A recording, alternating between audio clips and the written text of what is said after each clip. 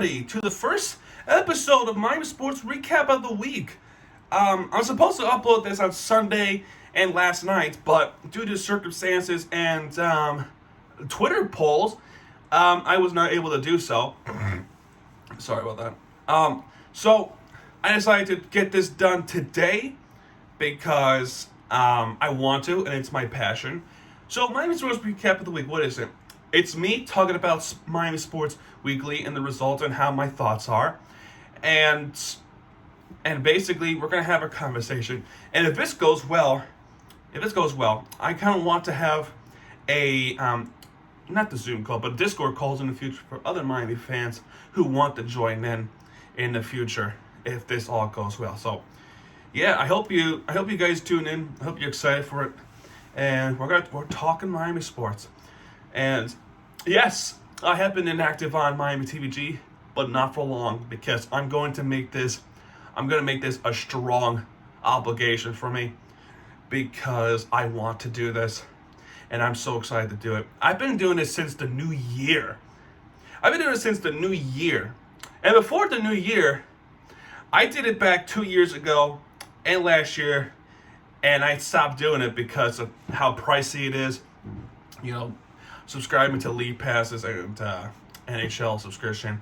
But it's one less worry to deal with the financial stress because ESPN signed a deal with NHL, which allows me to watch those games on ESPN Plus, and that just did me a huge favor because that just caused less financial stress than it needed to be with just paying $5 a month for just every single thing. And it's so fortunate that I'm able to get that opportunity.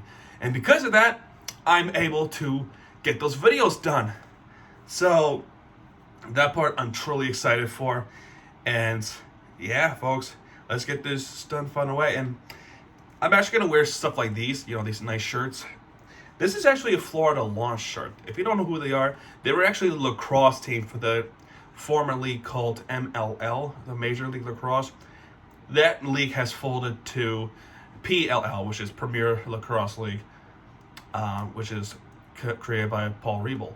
So you might see some old MLL teams into PLL in the future. So here we go, folks. We're gonna start off with this team. And that is the Miami Dolphins. And I want to start off by saying this was a good year for the most part. Ultimately, a very frustrating season. We started 1-7. If you watch my Miami Dolphins video, you would know I was so frustrated. And I wanted those coaches to be, and the GM to be gone. Greer gone. Flores gone. Just fire the whole coaching staff and just build new ones. So, I want to talk about that in a minute. But first things first, I want to talk about what happened with them last week and this week.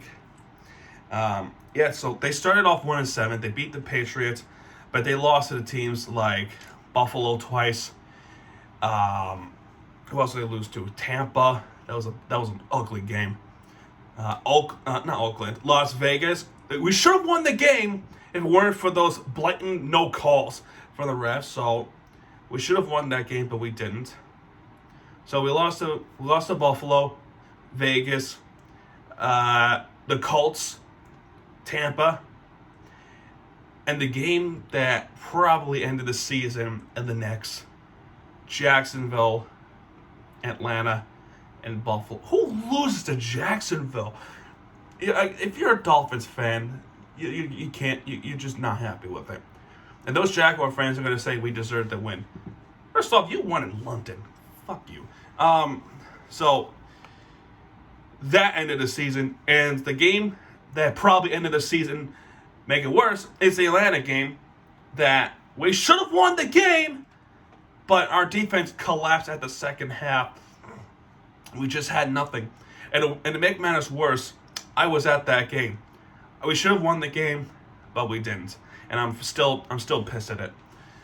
Then we lost to Buffalo. Then we went on a 7-game winning streak against teams like Houston, Baltimore. We beat Baltimore. Who else did we beat? The Jets. Then we beat Carolina. We beat the Giants. We beat the Jets again. And we beat New Orleans. And then we lost to Tennessee, which ended the season. And then we beat the Patriots for pride. And think about this, right? Only one team in that entire stretch, the whole season that we beat, one playoff team, was the New England Patriots. You can beat the Patriots, but you can't beat the Jaguars or Atlanta Falcons. Do you know how embarrassing it is? It's embarrassing to me. It's frustrating to me. That should never happen, but it happened anyway. So, I'm disappointed. I'm kind of disappointed that we didn't make it to the playoffs, and I'm ultimately more disappointed that we lost to the teams that we should not have lost to. So that was unacceptable to me, and hopefully next year we get a good coach, and hopefully next year Tua gets treated better. And the season ended 9-8 for the Dolphins. The Tennessee Titans game was the one that ended the season 34-3. And then this last game against the Patriots, how sweet it is to beat the Patriots still. It's still sweet. But yeah, the Buffalo Bills won the AFC East. So hopefully next year we do something good and Tua gets treated better. So yeah, Coach Flores got fired at the end of the season, but Grier stays. Like, what? How do you keep Grier and you fire Coach Flores? I'm not gonna lie, Flores is not a bad coach. In fact, I think he deserved one more year. But if you're gonna fire him, then you have to fire the GM too, because they're the ones that caused the problems, as well as Flores did by not believing Tua and not believing in this offense. There was actually a statement where Flores didn't treat his offense right. He treated more of a defense the way that he treated with New England, because he was a defensive coordinator. But he wanted to bring Deshaun Watson in because he did not believe in Tua, as well as Ross did believe in Tua. That dysfunctional coaching and a dysfunctional team is why we didn't make it to the playoffs and why he got fired to begin with. That's my explanation. You could disagree with me, but I stand by what I said. So, Miami Dolphins, 9-8 season. We still won. To be fair, we did win above or on 500 mark. So, it wasn't a horrible season, but I feel like we still would have made the playoffs if we still beat, teams like Atlanta, Jacksonville, and Las Vegas. So, it is what it is, but next year we gotta do better. So, here comes the next team I want to talk about. The next team I want to talk about, the same day that the Dolphins lost to Tennessee Titans, is the Miami Heat. So, that game, Sacramento, they started the second game on a road against Sacramento. They beat Houston to start off the road trip. And then you go to Sacramento, California to play Sacramento. And they just narrowly lost it. A Jimmy Butler wide open miss. And that game pissed me off because I was actually at my friend's house when I watched it. And you can't even beat the Kings. Okay, I understand that we were short-staffed. We're short on players. I mean, this team had problems. This team had COVID problems. They had injury problems. Adebayo's out for so long. Duncan Robinson was placed on the COVID list. Lowry was placed at one point. So they had to sign 10-day contracts. Guys like Kyle Guy, Chris Silva, and Mario Chalmers. He came back, but he never played. So the guys that had to help us in, Yurcevin, thankfully Butler was in. Max Drews, he was also in that COVID list. So we missed him a lot. So we just couldn't beat the Kings. The next game, this game I'm happy, even though we lost this game, is the Warriors. So we played the Golden State Warriors, and again we're short on players. We didn't have too many guys, but get credit where credit is due with the Golden State Warriors. Our defense locked down Stephen Curry as he only scored 9 points, as he typically scores 30 points. But then they fall apart because Andrew Wiggins was the one that would carry the team. Andrew Wiggins. Curry's not the only good they're not the only, good shooter. You gotta look at other players, as well as Draymond Green. Butler, that game scored 22 points. And then, as make matters worse for this road trip, he had an ankle injury. Thankfully, it's not a season ending. It's only a short-term injury. But unfortunately, he was out for that whole week. So, Jimmy Butler, 22 points. Caleb Martin, 19 points. Martin was pretty good that game. Yurtseven with 5.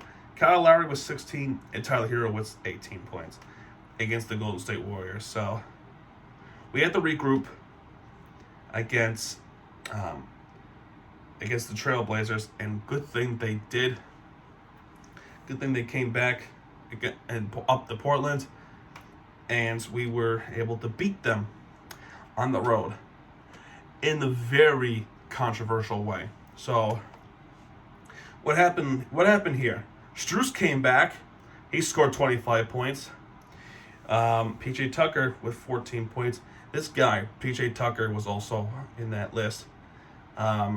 He was able to come back to Portland after that COVID trip. I think he also played the Warriors too. I didn't really see, but yeah, he played against the Warriors. PJ Tucker scored 14 points in the Trailblazer game. Martin 11 points. Yurtseven, he's a rebound star. He has 16 that game with his double-double. And Kyle Lowry with 7 points. Max Strus with 25 points. Max Strus carried this team. Kyle Lowry would have scored more points in this game if it wasn't for one thing that happened in that game. This pissed me off so much. What happened in that game was these refs, they're rookie refs, so let's give them the benefit of the doubt. But what happened was Kyle Lowry tries to pass the ball to one of the referees, and the referees felt that it was an aggressive pass towards him, which, if you look at the replay, it was not. It was a soft pass. It was a soft, nice pass. Bounced it to the referee, so the referee set up to him to catch the ball. And he gets technical. He gets teed up. And he gets thrown out of the game for passing the ball to one of the referees. You're going to eject that? You're going to eject him for that? He already had a technical foul for bullshit reasons. But to make matters worse, you're going to throw him out of the game by giving a second technical by passing the ball to the referees. Apparently, you can't do that in the NBA. So how did they get the ball to begin with? That's bullshit. He should not get ejected for it, and the justice of that, those refs have to get fired because that was bullshit. And it's bad when Portland announcers were disagreeing with the ejection too. And speaking of ejections, there was also another ejection in that game. Actually, 2 more. What happened was there was a fight at the end. Let me see. It was Tyler Hero against one of the Portland players. I forgot his name. But yeah, they got into the altercation with each other. It was Nurkic. So, Nurkic and Hero got at each other. Nurkic actually made the first move, and then Tyler Hero retaliated from behind, and thus both players got ejected. So there was 3 ejections that game. 2 against the Heat and 1 against Portland. So, again, the ejections, the 1 ejection shouldn't happen. The other 2, it's understandable too. They got into the altercation with each other. Why would they stay in the game for that? So, Hero won the battle, no doubt. Hero's better than Nurkic. Has Nurkic ever made it to the NBA Finals? Talk to me if they did, because I can tell you right now they did not. And finally, for Miami Heat this week, they got to Phoenix. And oh boy, this was a one-sided affair for the Miami Heat as they took on the Western Conference champions, Phoenix Suns, with Tucker 13, Martin 10, Yurseven 7 with 16 rebounds again. Larry with 14 and Max Strus 14. Tyler Hero was a monster that game with 33 points. Duncan Robinson returns with 27 points. This goes on fire. They held down Chris Paul with 9 points. Bridges with 20. Ayton with 12. Devin Booker was good though. He had 26 points. And Crowder, the former Heat, only 3 points. So this defense, even with those 10-day contracts and the low short stat that we have, give credit to Eric Spoelstra. He's a good coach. He's probably the best coach we ever had with the Miami Heat. This guy deserves much more credit than the league could give him. So then we have a 4-day rest as they're going to be on their way currently to Atlanta, Georgia, which the state and the city who won their championship with the baseball Atlanta Braves. And recently last night with the University of Georgia, the Bulldogs. Even though it's not in Atlanta, it's in Athens, but it's still good to know that Georgia is doing well with sports now. It's a state above us. Next is the Panthers. So, yeah, surprise, surprise. Surprise they're not the winner of the week. And here's why they're not the winner of the week. They lost one game. But they were close. They were close to winning. But there is really the one reason why they're not the winners of the week, and I'm going to tell you that in about a few minutes or so.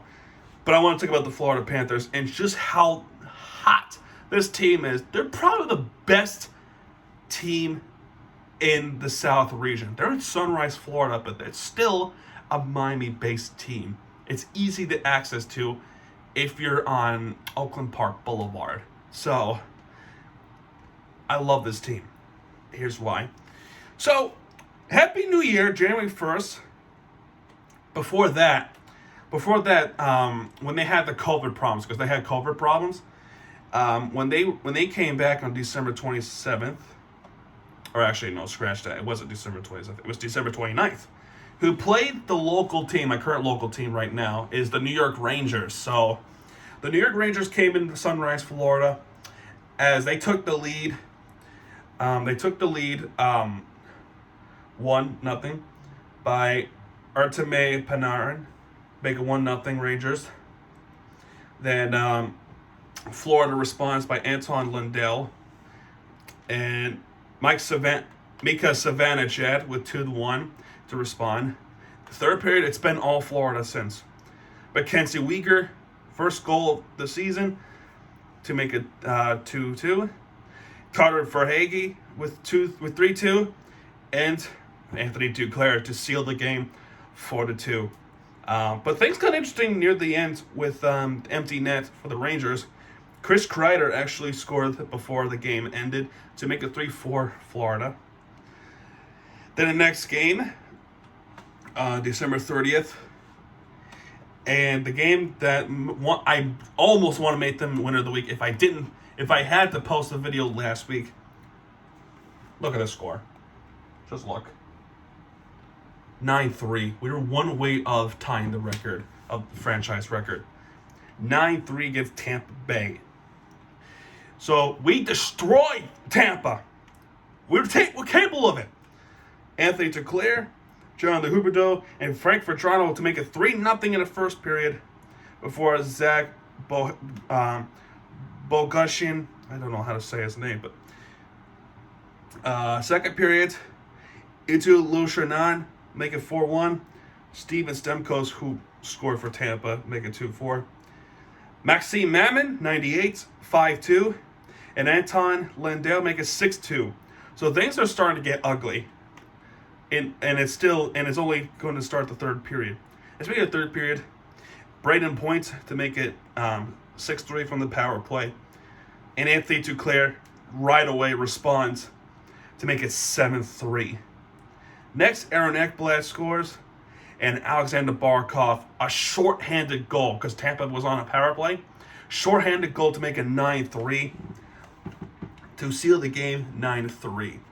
And you know you love this team when you want history, you want to witness some history, to tie the record of 10 goals. They were chanting, "We want 10, we want 10, we want 10."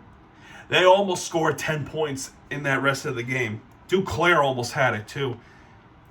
But a huge win, I can take the huge win. But I would have loved to see some history. So, yeah, folks. Now let's get to the real part. Against the Montreal Canadiens, Happy New Year. Sam Bennett making 1-0 early. Very early. And Jonathan Drouin equalized 1-1. And in the second period, Nick Suzuki was score, and he was the one that got fouled earlier in that game. So there was some showing off there. So, but not before, with the power play goal by Alexander Barkov to make it 2-2. Then 2 minutes later, it was Frank Toronto to make it 3-2. Then in the third period, that's it. The game is over. Sam Bennett scores 4-2, and Mason Bargeman to make it 5-2. And Happy New Year. What a way to start 2022, folks. January 2nd, the Heat lost the game against Sacramento. On January 3rd, the Heat lost to the Warriors. But since then, there was a winning streak with the Heat. So the next game, we have an anticipated match against Calgary. They're one of the best teams in the Western Conference. They're not the best, but they're really good at home, too. And speaking of which, we're going to play them next week. So, Calgary Flames comes in, and we have a very, very good first period. And who started off the score? It was Patrick Hornquist with the power play to make it 1-0 Florida. Then Calgary responds, Johnny Gaudreau, I don't know how to pronounce it, but he equalizes. And in the next, Blake Coleman for the Calgary Flames to make it 2-1. So we're already starting to feel the pressure from Calgary.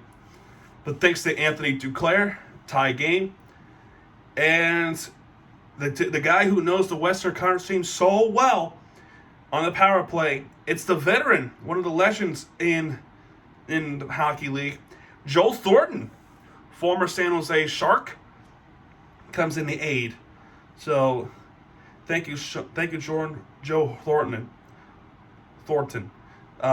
Then in the second period, very late in the second period, before the third period starts, it was Ryan Lundberg to make it 4-2. And since then, it's been all Florida. Again, third period is like the hottest period. Patrick Hornquist to make it 5-2. And Lucas Carlson, second goal of the year, to make it 6-2. And they beat the Calgary Flames 6-2. It was a great game. And they finished that home stretch 4-0. They beat the Rangers, they beat the Lightning, they beat the Canadiens, and they beat Calgary 4-0 in that home stretch. Then they go on the road on Thursday to play Dallas. So this was a very good game as well. Very good game as well. I would have loved it if we won the game. But it was still a good game. Can't deny it.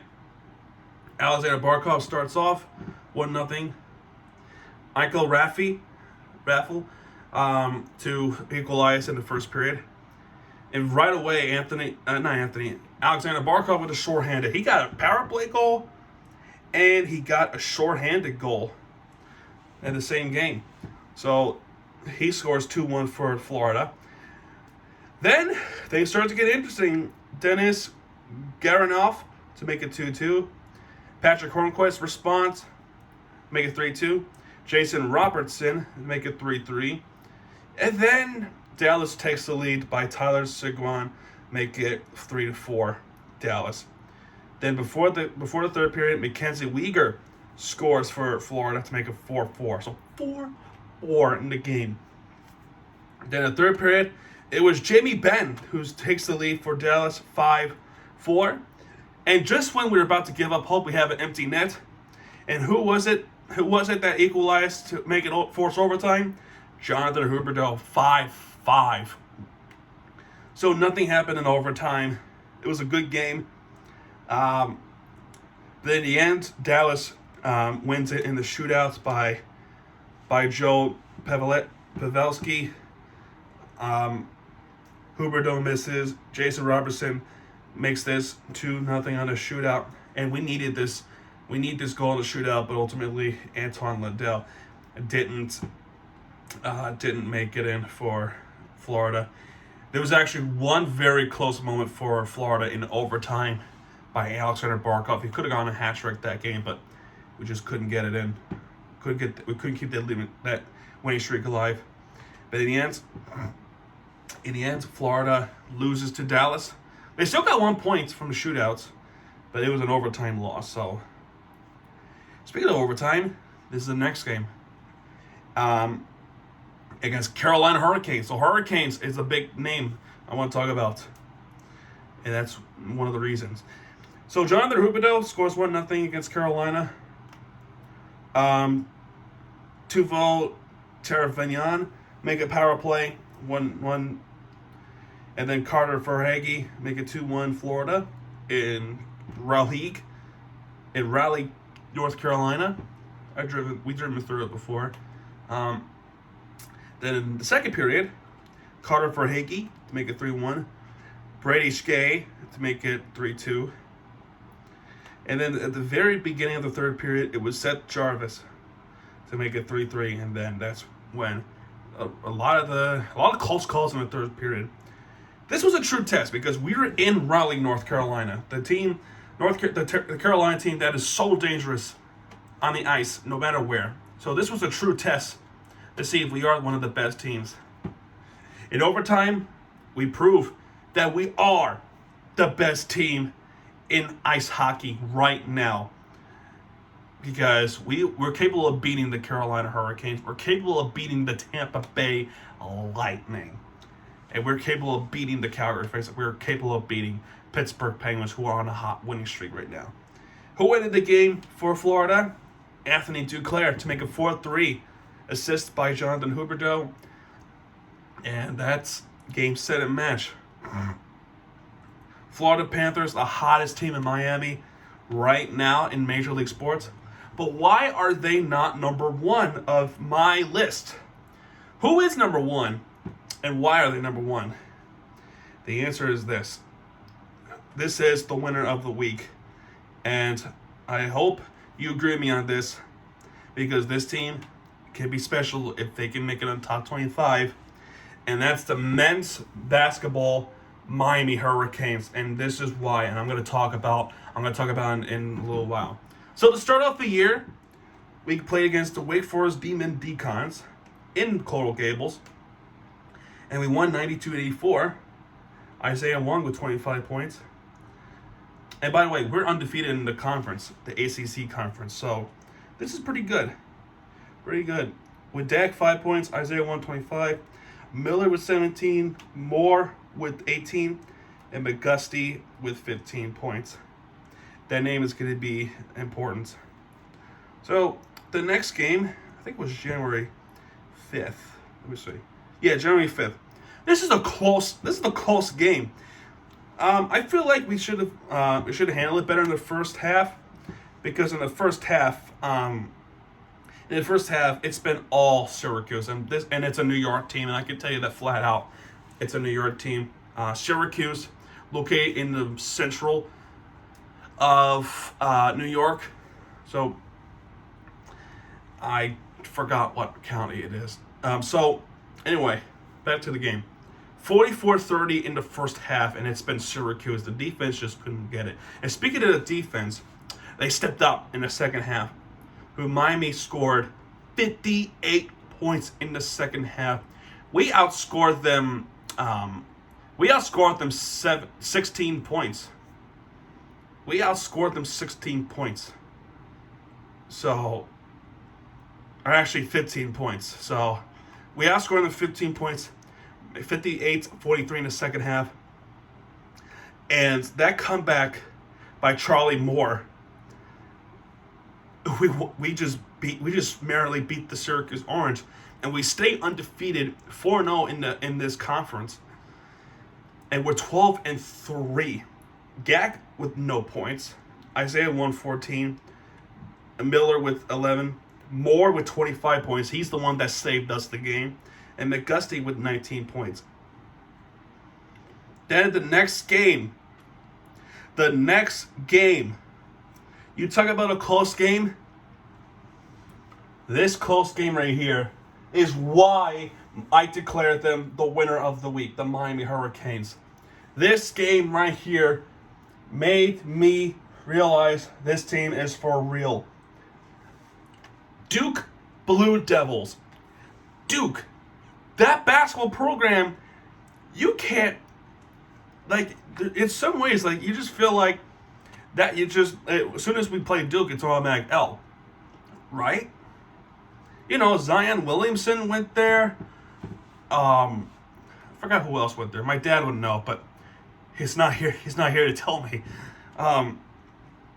So what happened in this game? So first half is 32-32. And by the way, this game was in Durham, North Carolina. So let me tell you this right now. Both Miami teams, the Panthers and the Hurricanes, the Miami Hurricanes, both went up to North Carolina while the Heat is in Phoenix. North Carolina, they're not getting the best luck. And by the way, you want to talk about North Carolina? We actually played them in NC State when they were number 18. Number 18 in football. And you know how I know this? Go watch my Miami vlog. I went to that game. I filmed it. So we're capable of beating the ranked teams. We're capable of it. And for those who say, we're the frauds, we can't even beat the top 5, then how do you explain this? So, what happens then? Right now, we're at Durham, North Carolina.